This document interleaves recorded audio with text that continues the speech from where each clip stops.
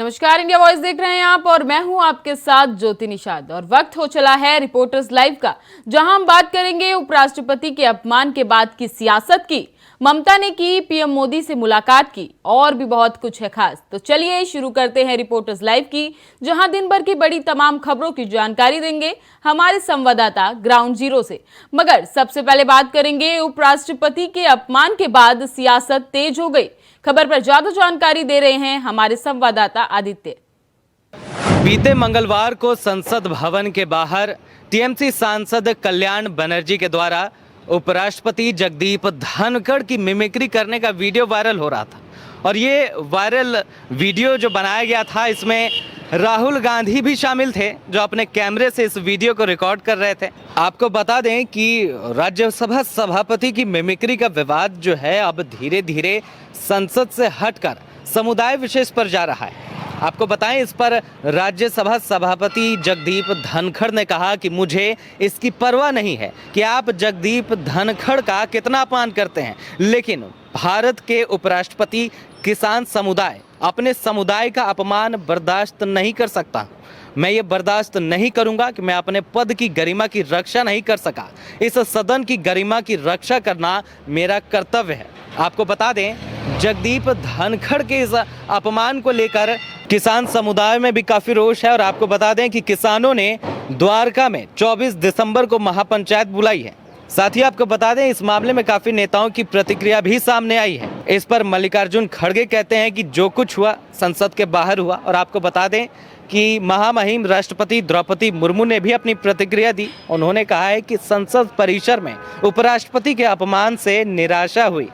साथ ही आपको बता दें, पीएम मोदी ने भी उपराष्ट्रपति से फ़ोन पर बातचीत की और कहा कि मैं पिछले इतने दिनों से इनका ये अपमान सहता आ रहा हूँ। अब देखने वाली बात ये होगी कि ये जो मुद्दा है वो किस ओर जाता है। फिलहाल संसद से समुदाय की ओर जो है मुद्दे का झुकाव देखा जा रहा है और काफ़ी नेताओं की प्रतिक्रिया कल से ही आ रही है। इस पे तमाम नेताओं की प्रतिक्रिया है। और अब 24 दिसंबर को किसान महापंचायत एक सभा बुलाने वाली है द्वारका में। तो देखना होगा कि इस मुद्दे को लेकर आगे भविष्य में क्या कुछ होता है। तमाम जानकारी के लिए देखते रहें इंडिया वॉइस। मैं आदित्य सिंह, कैमरामैन सुशील बहल के साथ। ममता ने की पीएम मोदी से मुलाकात, क्या थी वजह, बता रहे हैं हमारे संवाददाता शिवम दुबे। नहीं करने आए हैं हम, खास करके स्टेट के मुद्दे पर बात करने आए हैं। राज्य को पैसे को लेकर के बात करने आए हैं कि राज्य सरकार हमें नज़रअंदाज कर रही है। और हालांकि कल्याण बनर्जी का ये कहना है कि मेरा जगदीप धनखड़ यानी सभापति जी को अपमानित करने का ऐसा मेरा कोई इरादा नहीं था। और अगर जो कुछ भी मैंने बोला अगर वो अपने ऊपर ले रहे हैं तो सवाल सबसे बड़ा ये है कि क्या वो ऐसा करते हैं। यही सारा कुछ चल रहा है। ममता बनर्जी का ये कहना कि राज्य सरकार को पैसा नहीं मिल रहा है केंद्र सरकार से। और कल्याण बनर्जी का पल्ला झाड़ लेना कि मैंने उपराष्ट्रपति का अपमान नहीं किया। बाकी जो कुछ भी हुआ वो आप सबके सामने है।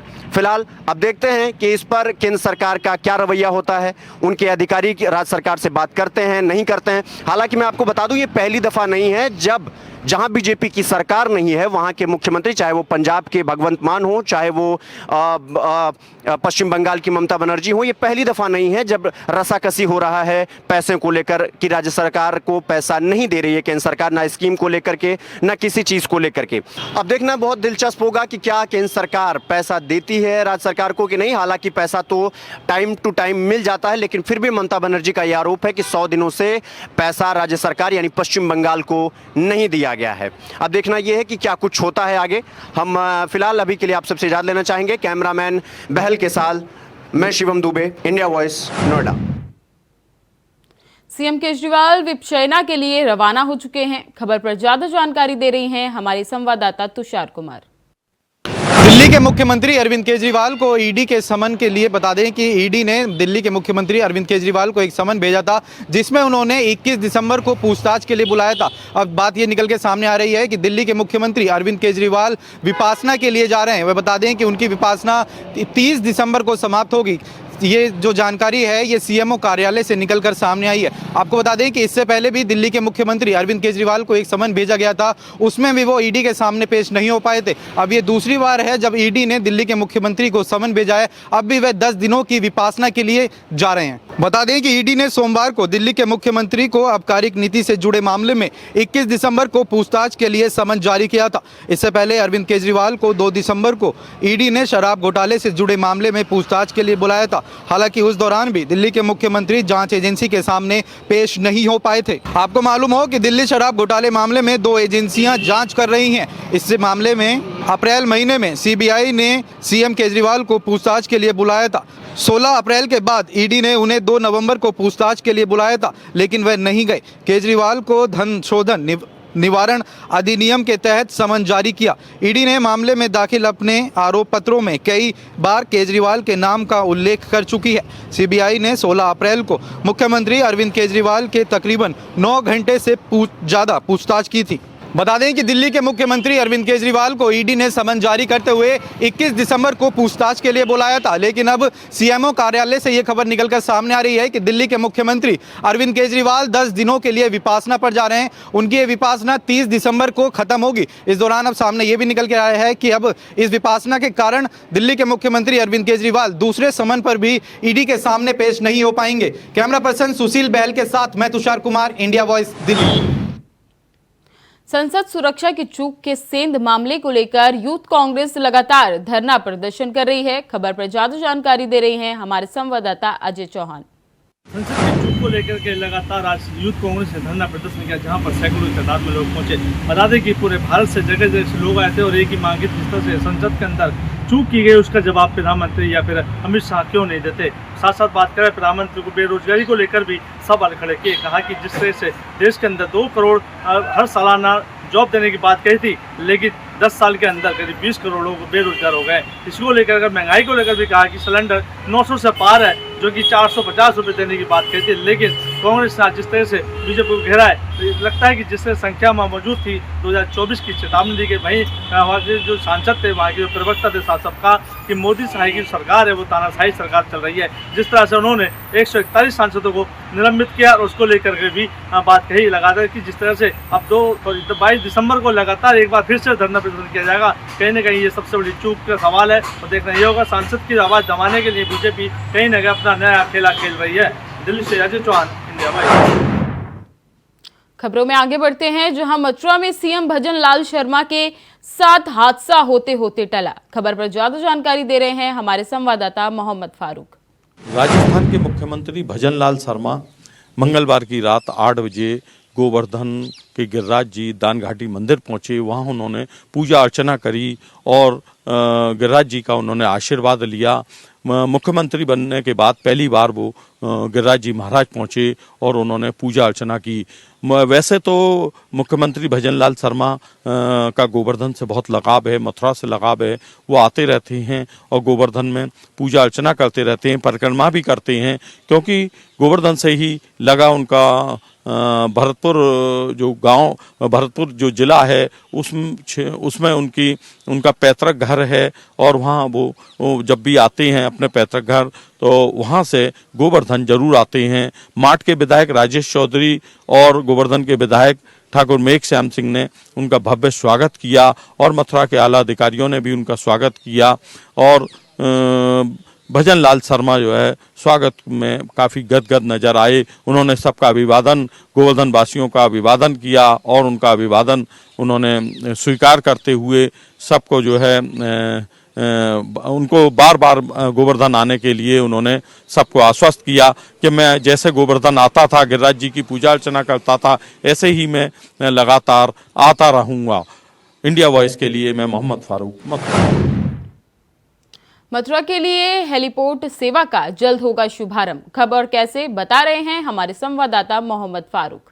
देश के पूर्व प्रधानमंत्री भारत रत्न स्वर्गीय अटल बिहारी वाजपेयी की 25 दिसंबर को जयंती के मौके पर उत्तर प्रदेश के मुख्यमंत्री योगी आदित्यनाथ हेलीपोर्ट सेवा का शुभारंभ करेंगे। हेलीपोर्ट सेवा से एयर हवाई सेवा से परिक्रमा होगी, वृंदावन की परिक्रमा होगी, गोवर्धन की परिक्रमा होगी और जो देसी विदेशी पर्यटक आते हैं वो हेलीकॉप्टर से परिक्रमा करने के बाद में ताजमहल आगरा देखने जा सकते हैं और ताजमहल आगरा के बाद में बटेश्वर धाम जो उनका अटल बिहारी वाजपेयी जी का धाम है, घर है पैतृक, वहाँ तक दर्शन करने के लिए जा सकते हैं।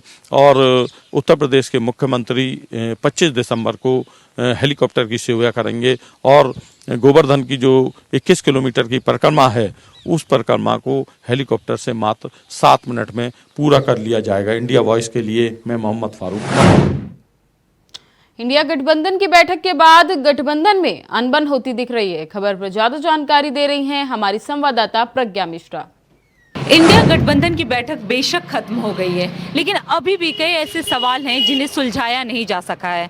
आपको बता दें कि इसमें सबसे बड़ा सवाल नीतीश कुमार के नाराजगी को लेकर बताया जा रहा है। आपको बता दें कि खड़गे का नाम पीएम पद के उम्मीदवार के आने के बाद से ही नीतीश कुमार नाराज चल रहे हैं। नीतीश कुमार और लालू यादव इस बैठक से उठकर चले गए थे। यहाँ तक कि इस बैठक के खत्म होने के बावजूद जो प्रेस कॉन्फ्रेंस हुआ था उसमें भी नीतीश कुमार और लालू यादव मौजूद नहीं थे। अब इसके बाद से ये बताया जा रहा है कि 29 दिसंबर को जेडीयू एक मीटिंग करने वाली है जिसमें वो बहुत बड़ा अहम फैसला ले सकती है। इंडिया गठबंधन में केवल नीतीश कुमार ही नाराज नहीं हुए हैं, बल्कि कई ऐसे नेताओं का भी नाम सामने आ रहा है जो नाराज हैं, लेकिन वो छिपे तरीके से हैं, वो अपना नाम सामने नहीं ला रहे हैं। आपको बता दें कि नीतीश कुमार के इस नाराजगी का मेन वजह खड़गे का पीएम पद का उम्मीदवार होना है। बताया जा रहा है कि इंडिया गठबंधन अब 31 दिसंबर को सीट के बंटवारे को लेकर फैसला सुना सकता है। कैमरा पर्सन सुशील बहल के साथ मैं प्रज्ञा मिश्रा, इंडिया वॉइस। उत्तराखंड में सीएम धामी ने अधिकारियों को दिए सख्त निर्देश। किस चीज को लेकर दिए निर्देश बता रहे हैं हमारे संवाददाता अभय कैंतुरा। राज्य में जो पिछले दिनों ग्लोबल इन्वेस्टर समिट हुआ था जिसमें 3,54,000 करोड़ से ज्यादा के एमओयू साइन किए गए थे, उसमें अभी तक ये कह सकते हैं कि सिर्फ 40,000 करोड़ की ग्राउंडिंग यहाँ पर हो पाई थी। मुख्यमंत्री पुष्कर सिंह धामी चाहते हैं कि फरवरी 2024 तक ज़्यादा से ज़्यादा ग्राउंडिंग यहाँ पर हो, यानी जो डिवेस के जो करार हुए हैं उस करार को धरातल पर उतारने के लिए धामी सरकार इस समय सजग नजर आ रही है। अधिकारियों को लगातार मुख्यमंत्री पुष्कर सिंह धामी की तरफ से दिशा निर्देश दिए जा रहे हैं। अधिकारियों को लापरवाही न बरतने की हिदायत यहाँ पर दी जा रही है, क्योंकि अगर लापरवाही बरतेंगे तो उनके खिलाफ कार्रवाई यहाँ पर की जाएगी। क्योंकि मुख्यमंत्री पुष्कर सिंह धामी चाहते हैं कि राज्य में जो विकास है वो तेज गति से यहाँ पर हो, जो युवाओं की जो उम्मीद है वो ज़्यादा से ज़्यादा बरकरार यहाँ पर रह सके। कोशिश यही है धामी सरकार की कि इस निवेश के माध्यम से जो विकास की रफ्तार है वो तेज हो सके। मुख्यमंत्री पुष्कर सिंह धामी लगातार अधिकारियों को दिशा निर्देश दे रहे हैं। ग्राउंडिंग के लिए कहा जा रहा है कि स्पेशल कमेटी यहाँ पर बनाई जाएगी, वो कमेटी पूरा काम यहाँ पर देखेगी ताकि निवेश करने वाली जो कंपनियां तो जल्द से जल्द अपने निवेश को धरातल पर उतार सके और राज्य विकास की रफ्तार पकड़ सके और 2025 का जो लक्ष्य धामी सरकार ने चुना वो लक्ष्य प्राप्त किया जा सके। कैमरामैन नसरुल के साथ अभय कैंतुरा, इंडिया वॉइस, देहरादून। उत्तराखंड की पुलिस लगातार स्मार्ट हो रही है। खबर पर ज्यादा जानकारी दे रहे हैं हमारे संवाददाता तुषार गुप्ता। लगातार जो पुलिसिंग है वो स्मार्ट होती हुई नज़र आ रही है। देहरादून और हरिद्वार के जो पुलिस विभाग है वहाँ पर ड्रोन्स को अब पुलिसिंग के लिए जोड़ा गया है। अगर बात की जाए इससे जो ट्रैफिक व्यवस्था साथ साथ जो सुरक्षा व्यवस्था और भीड़ नियंत्रण को काफ़ी मदद मिलेगी। वहीं अगर हरिद्वार जैसे क्षेत्र की बात की जाए जहाँ पर हर की पैड़ी है और साथ साथ कई मेलों का आयोजन होता है, ऐसे में जो ड्रोन्स है वो वहाँ पर कारगर साबित होंगे, क्योंकि जो भीड़ नियंत्रण होता है, भीड़ काफ़ी आती है और साथ साथ स्नान के वक्त ये देखा गया है जो ट्रैफिक व्यवस्था है वहाँ की वो चरमरा जाती है। ऐसे में ड्रोन्स की मदद से वहाँ पर जो कार्य किया जाएगा उससे कहीं ना कहीं ये व्यवस्थाएं दुरुस्त होगी। और अगर देहरादून जैसे क्षेत्र की बात करूँ जो राजधानी है उत्तराखंड की, वहाँ के लिए काफ़ी कारगर साबित होगा। देहरादून में आए दिन ये खबर आती थी कि जो लोग हैं वो ट्रैफिक नियमों को ताक पर रखकर चलते थे। ऐसे में ड्रोन की मदद से ही ऑनलाइन चालान काटे जा रहे हैं। साथ साथ अतिक्रमण पर भी भारी पहाड़ इसे कह सकते हैं, क्योंकि जिस तरह से ड्रोन की मदद से ही जो अतिक्रमण वाले लोग हैं उनको चिन्हित करके वहाँ पर पुलिस भेजी जा रही है और उनको वहाँ से हटाया जा रहा है। अब जो पुलिस है वो धीरे धीरे स्मार्ट हो चुकी है और ड्रोन की मदद से हम कह सकते हैं जो देहरादून की जो व्यवस्थाएं हैं, चाहे वो ट्रैफिक व्यवस्था है, उससे दुरुस्त किया जाएगा। कैमरा जर्नलिस्ट निशांत चौहान के साथ मैं तुषार गुप्ता, इंडिया वॉइस, देहरादून। खबरों में आगे बढ़ते हैं, जहां मिर्जापुर में कचहरी परिसर में अधिवक्ताओं का चुनाव हुआ संपन्न। खबर पर ज्यादा जानकारी दे रहे हैं हमारे संवाददाता कमलेश कुमार। मिर्जापुर के अधिवक्ताओं का आज दूसरा चरण का चुनाव हो रहा है। आपको बता दें कि मिर्जापुर के कचहरी परिषद में कि जो 3 लोग ऐसे हैं महारथी जो यहाँ पर है, इतने अच्छी उन लोग की भूमिका है जो कि पूरे अधिवक्ताओं लोग बढ़ चढ़ के हिस्सा ले रहे हैं उनको अपने वोट देने के लिए, उनको जिताने के लिए।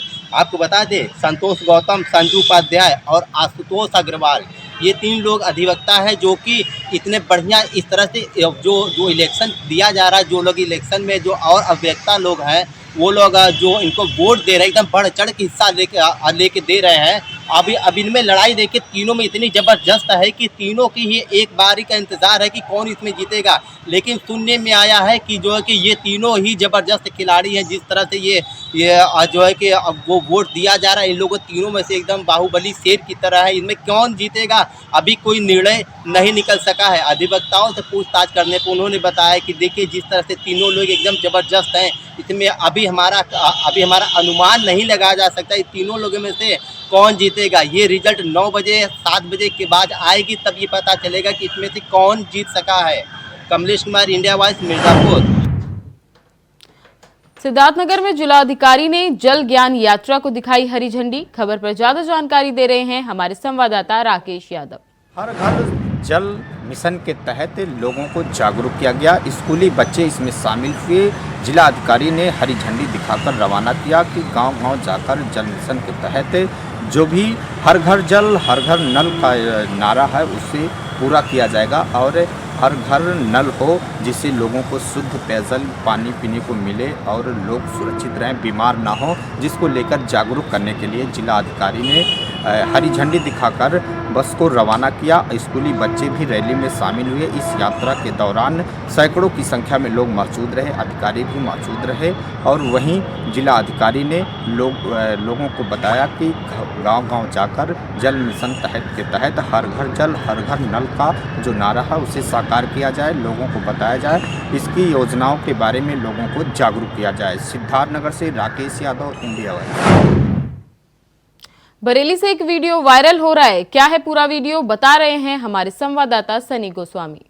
बरेली से एक तालिबानी सजा का वीडियो वायरल हुआ है। आपको बताते हैं बरेली जिले के शीशगढ़ थाना क्षेत्र का वीडियो बताया जा रहा है, जिसमें कि आप देखें जो वीडियो वायरल हुआ जिसके बाद में पुलिस महकमे में हड़कंप मच गया, अधिकारियों में हड़कंप मच गया। आपको बता दें एक वीडियो वायरल हुआ है सोशल मीडिया पर जिसपे एक युवक है वो पेड़ से बंधा हुआ है, उसके दोनों हाथ बांध दिए गए हैं और उसको डंडों से पीटा जा रहा है। पूरी तरह से तालिबानी सजा दी जा रही है। वो रो रहा है, बिलख रहा है और उसमें कुछ वीडियो में कहते हुए भी नजर आ रहे हैं। जिसके बाद में जैसे ही ये वीडियो वायरल हुआ, जैसे ही ये सोशल मीडिया पे वायरल हुआ तो बताया जा रहा है कि जो युवक है जिसको मारा जा रहा है उसकी मां की तरफ से तहरीर दी गई है शीशगढ़ थाने में और तहरीर दी गई है जिसमें 2 लोगों को आरोपी बनाया गया है और बताया ये भी जा रहा है कि पुलिस ने उन दोनों को गिरफ्तार कर लिया है। जो आरोपी हैं उनको गिरफ्तार कर लिया गया है। लेकिन आपको बता दें कि आज के ज़माने में भी ये वाला जो वीडियो ऐसे वायरल होते हैं जिसमें कि आपको बता दें पेड़ पे बांध कर दोनों हाथ बांध कर युवक बचाव के लिए कह रहा है, रो रहा है, काफ़ी गिड़क रहा है, उसके पैरों में डंडे मार रहे हैं, बोल के डंडे मार रहे हैं। जिसके बाद में आपको बता दें जो वीडियो वायरल हुआ तुरंत एकदम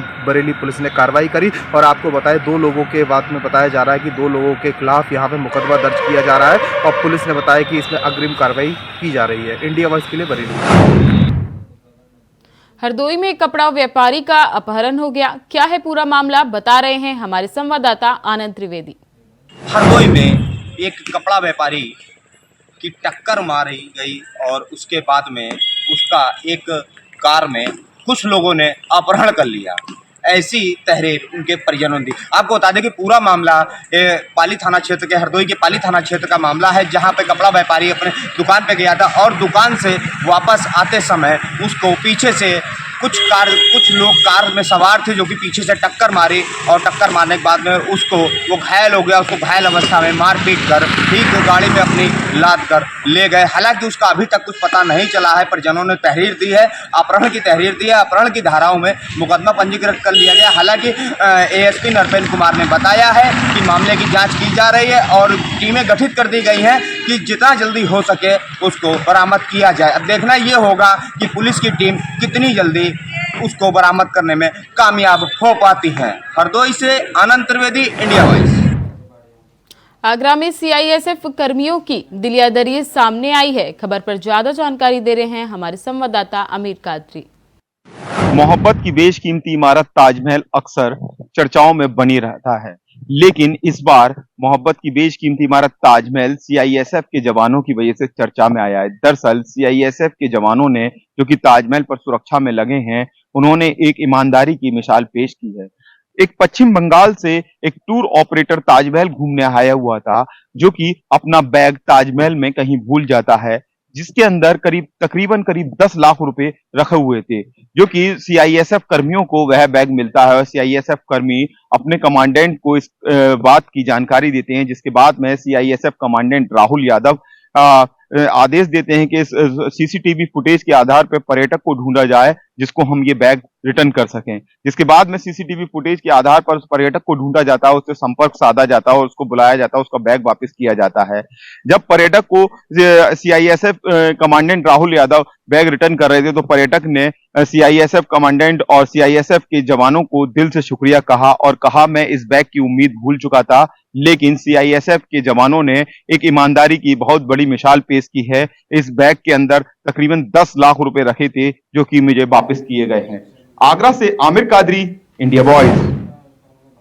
खबरों में आगे बढ़ते हैं, जहां बरेली में युवती की गला रेतकर हत्या कर दी। खबर पर ज्यादा जानकारी दे रहे हैं हमारे संवाददाता सनी गोस्वामी। दिल्ली के थाना कैंट में एक युवती का अज्ञात युवती का शव मिलने से पूरे जिले में हड़कंप मच गया। आपको बता दें कि एक युवती का आम के बाग में शव मिला है, जिसके बाद में पूरे जिले में हड़कंप बढ़ गया। आपको बता दें बरेली जिले में अभी काफ़ी जो महिलाएं हैं उनको अटैक किया जा रहा था। बताया जा रहा था कि कोई साइको किलर है जो लगातार साई थाना क्षेत्र और शीशगढ़ थाना क्षेत्र में लगातार महिलाओं का निशाना बना रहा था, लेकिन अब इसके बाद में शहर थाना कैंट में अब एक महिला जो अज्ञात है वो मिली है। और आपको बता दें अर्धनंगन हालत में वो युवती मिली है, जिसमें यह भी बताया जा रहा है कि ये आशंका जताई जा रही है कि उसके साथ पहले दुष्कर्म किया गया है, फिर उसके बाद उसका गला रेत कर उसकी हत्या की गई है। जैसे ही ये सूचना आला अधिकारियों को पता चलती है, वो आला अधिकारी कप्तान सहित एसपी सिटी तमाम मौके पर पहुंचते हैं, जांच पड़ताल करते हैं, फील्ड यूनिट भी पहुंचती है। और ये आपको बता दें कि डॉग स्क्वाड फील्ड यूनिट पहुंचती है। एसपी सिटी ने बताया है कि जैसे ही महिला की सूचना मिली, तमाम अधिकारी बड़े अधिकारी जिले के मौके पर पहुंचे हैं और वो जाँच कर रहे हैं और जल्द ही इस जो घटना है उसका खुलासा किया जाएगा। लेकिन आपको बता दें खुलासा होगा, लेकिन आपको बता दें इससे पहले जो 8 या 9 महिला पहले जो बरेली में मरी हैं, अभी तक उनमें से कुछ ही का ही खुलासा हो पाया। बाकी अभी तक जो किलर है, साइको किलर है, वो नहीं आया। लेकिन अब जो दूसरे थाना क्षेत्र से जो शहर से लगे थाना क्षेत्र में जो आई है आम के बाग में महिला जो युवती का शव मिला है, जिसके बाद में हड़कंप मच गया है। आप देखते हैं कि पुलिस कितनी जल्दी इस मामले में खुलासा करती है। इंडिया वॉइस के लिए सनी गोस्वामी। हमीरपुर में नसबंदी कराना पड़ा भारी। खबर पर ज्यादा जानकारी दे रहे हैं हमारे संवाददाता रुपेश गुप्ता। आज हमीरपुर के मौदाहा सामुदायिक स्वास्थ्य केंद्र पर एक महिला की मौत हो जाती है। पूरा मामला मैं आपको बता दूं, ये पूरा मामला एक महिला की उस समय मौत होती है जब उस महिला की नसबंदी होती है और नसबंदी के दौरान उसके अचानक दर्द उठता है 2 दिन बाद। फिर उसके परिजन उसे दिखाने ले जाते हैं और वहाँ पर जब डॉक्टर नहीं मिलते हैं तो डॉक्टर कानपुर से पलटे अप डाउन करते हैं। और डॉक्टर मैं आपको बता दूं डॉक्टर सुमन यादव हैं जो अप डाउन करते हैं, और जो वहाँ पर तैनात थे डॉक्टर और वहाँ पर कर्मचारी तो उसका ट्रीटमेंट नहीं करते हैं और महिला की मौत हो जाती है। इसके बाद जो स्वास्थ्य विभाग है इस पर काफ़ी नाराज़गी जताता है और स्वास्थ्य विभाग इस पर कार्रवाई भी करने की बात कह रहा है। लेकिन मैं आपको बता दूं ऐसे आरोप कईयों बार हुए हैं और आरोप परिजन लगाते हैं, लेकिन स्वास्थ्य विभाग नहीं जागता है। और जो महिला डॉक्टर है वो 1000 रुपये की परिजनों से डिमांड करती हैं और डिमांड करने के बाद उस महिला को नहीं बचा पाती हैं और जो परिजन है काफ़ी हंगामा काटते हैं। इसके बाद जो 100 है पुलिस को जैसे ही सूचना मिलती तो 100 को कब्जे पर लेकर पोस्टमार्टम के लिए भेजते हैं। इंडिया वॉइस से रुपेश गुप्ता, हमीरपुर। फिलहाल रिपोर्टर्स लाइव में बस इतना ही। तमाम खबरों के लिए बने रहें इंडिया वॉइस पर। तब तक के लिए नमस्कार।